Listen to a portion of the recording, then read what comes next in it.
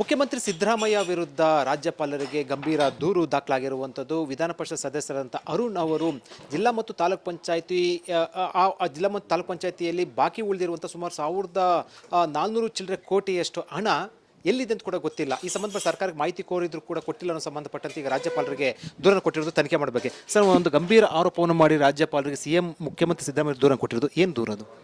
ಒಂದು, ನಾನು ಕಳೆದ ಅಧಿವೇಶನ ಬೆಳಗಾಂ ಅಧಿವೇಶನದಲ್ಲಿ ಕೇಳಿದ್ದೆ, ಎಷ್ಟು ಜಿಲ್ಲಾ ಪಂಚಾಯತ್ ಮತ್ತು ತಾಲೂಕು ಪಂಚಾಯತಲ್ಲಿ 2022-23ರಲ್ಲಿ ಬಳಕೆ ಆಗದೆ ಉಳಿದಿರುವಂಥ ಮೊತ್ತ ಎಷ್ಟು ಅಂತ ಕೇಳಿದ್ದೆ. ಅದನ್ನು ಉತ್ತರ ಕೊಡಬೇಕು, ಕ್ವಶನ್ ಅವರಲ್ಲಿ ನಾನು ಕೇಳಿದ್ದೆ, ಉತ್ತರ ಕೊಟ್ಟರು. ಆ ದುಡ್ಡನ್ನು ನೀವು ಎಲ್ಲಿ ಜಮಾ ಮಾಡಿದ್ದೀರಾ ಅಂತ ಕೇಳಿದ್ದೆ ನಾನು. ಆ ದುಡ್ಡು ಎಲ್ಲರ ಒಂದು ಕಡೆ ಜಮಾ ಆಗಬೇಕು, ಸರ್ಕಾರಕ್ಕೆ ವಾಪಸ್ ಹೋಗಬೇಕು. ಯಾವುದೇ ಹಿಂಗೆ ಬಳಕೆ ಆಗದಂತಹ ಹಣ ಮೊತ್ತ ಏನಾರ ಇದ್ದರೆ ವಾಪಸ್ ಸರ್ಕಾರಕ್ಕೆ ಹೋಗಬೇಕು. ಅವರು ನನಗೊಂದು ಉತ್ತರ ಕೊಡ್ತಾರೆ, ಭಾಳ ಚೆನ್ನಾಗಿ ಕೊಡ್ತಾರೆ. ಒಟ್ಟು 1494 ಕೋಟಿ ತಾಲೂಕ್ ಪಂಚಾಯತಿಗೆ ನಾವು ಬಜೆಟ್ ಅಂತ ಕೊಟ್ಟಿದ್ದು 22-23ರಲ್ಲಿ ಉಳಿಕೆ ಆಯಿತು, ಅಂದರೆ ಬಳಕೆ ಆಗಿಲ್ಲ, ಯಾಕಂದರೆ ಬೋರ್ಡ್ ಇರಲಿಲ್ಲ. ಜಿಲ್ಲಾ ಪಂಚಾಯತಲ್ಲಿ 595 ಕೋಟಿ, ಒಟ್ಟು 1953 ಕೋಟಿಯಷ್ಟು ನಮಗೆ ಉಳಿಕೆ ಆಗಿದೆ. ಮತ್ತು ನಿಗಮಗಳದ್ದು ಕೇಳಿದ್ದೆ ನಾನು, ಯಾವಾಗ 2023 ಡಿಸೆಂಬರಲ್ಲೇ ಕೇಳಿದ್ದೆ ನಾನು, ಎಷ್ಟು ತುಂಬ ನಿಗಮಗಳಿದ್ದಾವೆ ಅಲ್ಲಿ ಬಳಕೆ ಆಗದ ಮೊತ್ತ ಇದ್ದೇ ಇರುತ್ತೆ, ದುಡ್ಡು ಇದ್ದೇ ಇರುತ್ತೆ, ಅದನ್ನು ಕೇಳಿದ್ದೆ. ಅದರೊಳಗಡೆ ಆನ್ಸರ್ ಇದೆ, ಸರ್ಕಾರದಿಂದನೇ ಕೊಟ್ಟಿರೋದು. ಬಳಕೆ ಆಗದೆ ಉಳಿದಿರೋ ಅಂಥದ್ದು ನಿಗಮದಲ್ಲಿ 0, 1 ರೂಪಾಯಿನೂ ಉಳಿದಿಲ್ಲ ಅಂತಾರೆ. ಹೆಂಗೆ ಸಾಧ್ಯ ಅನ್ನೋವಂಥದ್ದು ನಾನು ಅವತ್ತು ಕೇಳಿದ್ದೆ. ಅವರಿಗೂ ಅವತ್ತು ಆಶ್ಚರ್ಯ ಆಯಿತು, ಫೈನಾನ್ಸ್ ಡಿಪಾರ್ಟ್ಮೆಂಟ್ ಅವ್ರಿಗೆ ಇದನ್ನು ನೋಡಬೇಕು ಅಂದರು. ಇದು ಒಂದು ಭಾಗ. ಇನ್ನೊಂದು TPZPಲಿ ಆಗಿರೋವಂತಹ ಏನು ಉಳಿಕೆ ಆಗಿದೆ ಅದು ಭಾಳ ಕ್ಲಿಯರ್ ಇದೆ. ನಮ್ಮ ಫೈನಾನ್ಷಿಯಲ್ ಒಂದು ಆ್ಯಕ್ಟ್ ಇದೆ, ನಮ್ಮ ಕಾನ್ಸ್ಟಿಟ್ಯೂಷನ್ ಪ್ರಕಾರ, ನಮ್ಮ ಆ್ಯಕ್ಟ್ ಪ್ರಕಾರ, ನಮ್ಮ ಕರ್ನಾಟಕದ ಫೈನಾನ್ಷಿಯಲ್ ಆ್ಯಕ್ಟ್ ಪ್ರಕಾರ ಯಾವುದೇ ಬಳಕೆ ಆಗದಂತಹ ದುಡ್ಡು ಉಳಿಕೆ ಆದರೆ, ಬಳಕೆ ಆಗದೇ ನಾವು ಅಲಾಟೆಡ್ ಬಜೆಟ್ಟಿಂದ ತೆಗೆದು ಆದರೆ ಅದು ಕನ್ಸಾಲಿಡೇಟೆಡ್ ಫಂಡ್, ಸಂಚಿತ ನಿಧಿಗೆ ಹೋಗಬೇಕು ಅನ್ನೋದು ಕ್ಲಿಯರ್ ರೂಲ್ ಇದೆ. ನಾನು ಅವ್ರಿಗೆ ಕೇಳಿದೆ, ಸಂಚಿತ ನಿಧಿಗೆ ಹೋಗಬೇಕಿತ್ತು, ಅದು ಕನ್ಸಾಲಿಡೇಟೆಡ್ ಫಂಡಿಗೆ ಹೋಗಬೇಕಿತ್ತು. ಈ ಕನ್ಸಾಲಿಡೇಟೆಡ್ ಫಂಡನ್ನು ನೀವು ಮತ್ತೆ ಸರ್ಕಾರಕ್ಕೆ ಬರುತ್ತದು, ಅದು ಎಲ್ಲಿಗೆ ಬರುತ್ತೆ? ಟ್ರೆಷರಿಗೆ ಬರುತ್ತೆ. ಟ್ರೆಷರಿ ಮತ್ತೆ ಅದನ್ನು ಅಲೋಕೇಶನ್ ಮಾಡ್ತಾರೆ. ಸಪ್ಲಿಮೆಂಟ್ರಿ ಬಜೆಟ್ ಏನೇನು ದುಡ್ಡು ಉಳಿಕೆ ಆಗಿದೆ ಅದನ್ನು ವಾಪಸ್ ಸಪ್ಲಿಮೆಂಟ್ರಿ ಬಜೆಟಲ್ಲಿ ಇಷ್ಟು ದುಡ್ಡು ಉಳಿಕೆ ಆಗಿದೆ ಇಂತಿಂಥ ಇದರೊಳಗೆ ಹೆಡ್ ಆಫ್ ಅಕೌಂಟಲ್ಲಿ, ಇದನ್ನು ಇಂಥದಕ್ಕೆ ಬಳಸ್ಕೋಬೇಕು ಅಂತ ಸಪ್ಲಿಮೆಂಟ್ರಿ ಬಜೆಟನ್ನು ನಮ್ಮ ಲೆಜಿಸ್ಲೇಚರ್ ಅಂದರೆ MLA ಮತ್ತು MLC ಎರಡೂ ಹೌಸಲ್ಲೂ ಸಪ್ಲಿಮೆಂಟ್ರಿ ಬಜೆಟನ್ನು ಇಟ್ಟು ಪಾಸ್ ಮಾಡಬೇಕು.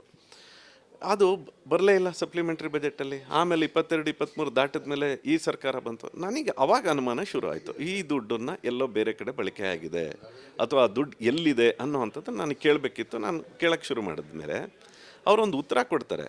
ಫಸ್ಟು ಈ ದುಡ್ಡು ಎಲ್ಲಿಂದ ಬಂತು ಅಂದರೆ ಬಳಕೆ ಆಗದೆ ಮೊತ್ತ ಅಂತ ತೊಗೊಂಡು ಇದನ್ನು ಜಮಾ ಎಲ್ಲಿ ತೊಗೊತಾರೆ ಅಂದರೆ ಹಂಗೆ ತೊಗೊಳಕ್ಕೆ ಸಾಧ್ಯನೇ ಇಲ್ಲ ನಮ್ಮ ಆ್ಯಕ್ಟ್ ಪ್ರಕಾರ.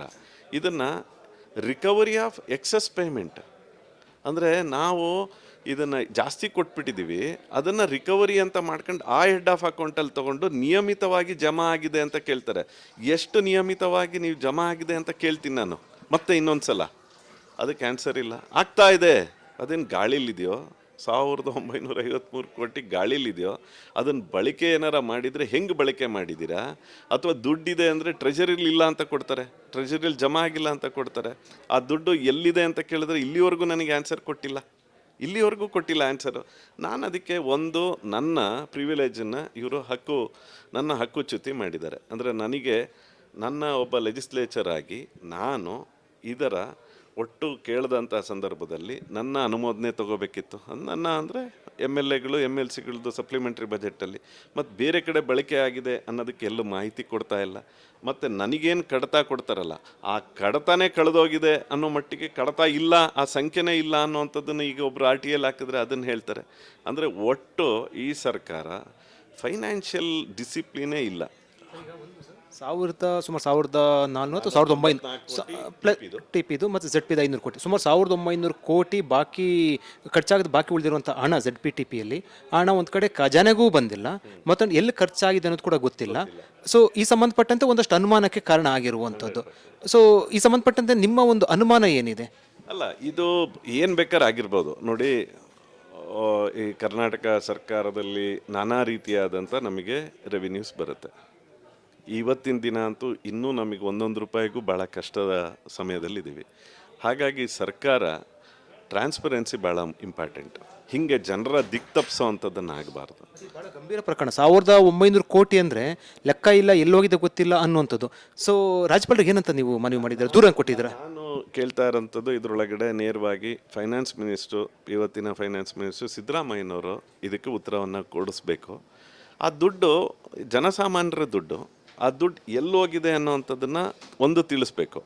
ಮತ್ತು ನನಗೆ ಕೊಟ್ಟಿರೋಂತಹ ಉತ್ತರದಲ್ಲಿ ಇದರೊಳಗಡೆ ಅನ್ಕಾನ್ಸ್ಟಿಟ್ಯೂಷನಲ್ ಒಟ್ಟು ಫೈನಾನ್ಷಿಯಲ್ ಇದಿದೆ, ಡಿಸಿಪ್ಲಿನ್ ಕಾಣ್ತಾ ಇದೆ, ಅಲ್ಲಿ ಸರಿ ಇಲ್ಲ. ಅಲ್ಲಿ ನನಗೆ ಕಾಣ್ತಾ ಮೇಲ್ನೋಟಕ್ಕೆ ನನ್ನ ಹತ್ರ ಇರೋವಂಥ ಡಾಕ್ಯುಮೆಂಟ್ಸು ಅವರು ನನಗೆ ಒಂದು ಬಾರಿ ಅಲ್ಲ, 2ನೇ ಬಾರಿ ಮತ್ತೆ ನಾನು ಕಾಲಿಂಗ್ ಅಟೆನ್ಷನಲ್ಲಿ ಕೇಳ್ತೀನಿ, ಪತ್ರ ವ್ಯವಹಾರವನ್ನು ಮಾಡಿದ್ದೀನಿ. ಈಗಾಗಲೇ ನಾನು ಈಗ ಇವರಿಗೂ ಕೊಟ್ಟಿದ್ದೀನಿ, ಅಕೌಂಟೆಂಟ್ ಜನರಲ್ಲಿಗೂ ಕೊಟ್ಟಿದ್ದೀನಿ. ಹಾಗಾಗಿ ಇದರೊಳಗಡೆ ಕ್ಲಿಯರ್ ಫೈನಾನ್ಷಿಯಲ್ ಡಿಸ್ಕ್ರಿಪೆನ್ಸಿ ಕಾಣ್ತಾ ಇದೆ. ಹಾಗಾಗಿ ಸೂಕ್ತ ತನಿಖೆ ಆಗಬೇಕು. ಇದರೊಳಗಡೆ ಯಾರೇ ಇದನ್ನು ಮಿಸ್ಯೂಸ್ ಮಾಡಿದರೆ, ಆ ಫಂಡನ್ನು ಮಿಸ್ಯೂಸ್ ಮಾಡಿದರೆ, ಯಾಕಂದರೆ ಸಣ್ಣ ಮೊತ್ತ ಅಲ್ಲ, ಭಾಳ ದೊಡ್ಡ ಮೊತ್ತ. ಹಾಗಾಗಿ ಸೂಕ್ತ ತನಿಖೆ ಆಗಬೇಕು ಅಂತ ಗವರ್ನರಲ್ಲಿ ಕೇಳಿದ್ದೀನಿ. ಅದರಲ್ಲಿ ಯಾರನ್ನಂದರೆ ಪಾರ್ಟಿ ಮಾಡಿರೋದು ಯಾರನ್ನ ಅಂದರೆ ಸಿದ್ದರಾಮಯ್ಯ ಅವ್ರನ್ನ ಮಿನಿಸ್ಟ್ರೇ ಅವರೇ ಆಗಿರೋದ್ರಿಂದ ಅವರೇ ನನಗೆ ಉತ್ತರವನ್ನು ಕೊಟ್ಟಿರೋದು. ಅವ್ರು ಕೊಟ್ಟಿರೋಂಥ ಉತ್ತರ ನನಗೆ ಫಸ್ಟು ಏನು ನನ್ನ ಇದರೊಳಗಡೆ ಕೊಡ್ತಾರೆ ಅವರ ನಾನು ಕೇಳಿದ್ದೆ ಮಾನ್ಯ ಮುಖ್ಯಮಂತ್ರಿಯವರಿಗೆ, ಅವರೇ ಸಿಗ್ನೇಚರು ಕೂಡ ಹಾಕಿರೋ ಅಂಥದ್ದು ಇದರೊಳಗಡೆ. ಅದರೊಳಗಡೆ ಭಾಳ ಕೊನೆ ಕೊಡೋದು, ಸಂಚಿತ ನಿಧಿಗೆ ನಿಯಮಿತವಾಗಿ ಜಮಾ ಮಾಡಲಾಗುತ್ತಿದೆ ಅಂತ ಹೇಳಿ ಇದನ್ನು ಹೆಚ್ಚಿಗೆ ಪಾವತಿಯಾದ ಮೊತ್ತದ ವಸೂಲಿ ಅಂತ ಹೇಳ್ತಾರೆ.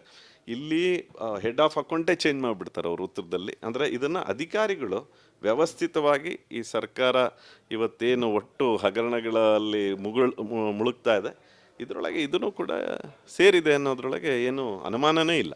ಸರ್, ಈಗ ಮೇಯ್ನು 1900 ಕೋಟಿ ಒಂದು ಕಡೆ ZPTPL ಕೂಡ ಇಲ್ಲ ಅಂದರೆ ಆ ಸಂಬಂಧಪಟ್ಟಂತ ಹೇಳ್ತಾ ಇಲ್ಲ. ಈ ಕಡೆ ವಾಪಸ್ ಬಂದಿದೆ ಅಂದರೆ ಟ್ರೆಜರಿಯಲ್ಲಿ ಕೂಡ ಇಲ್ಲ. ಎಲ್ಲಿ ಖರ್ಚಾಗಿದೆ ಅಂತ ಹೇಳೋದಕ್ಕೆ ಅದಕ್ಕೆ ಲೆಕ್ಕ ಕೂಡ ಕೊಟ್ಟಿಲ್ಲ, ಸಿಂಪಲ್ ಆಗಿರೋದು.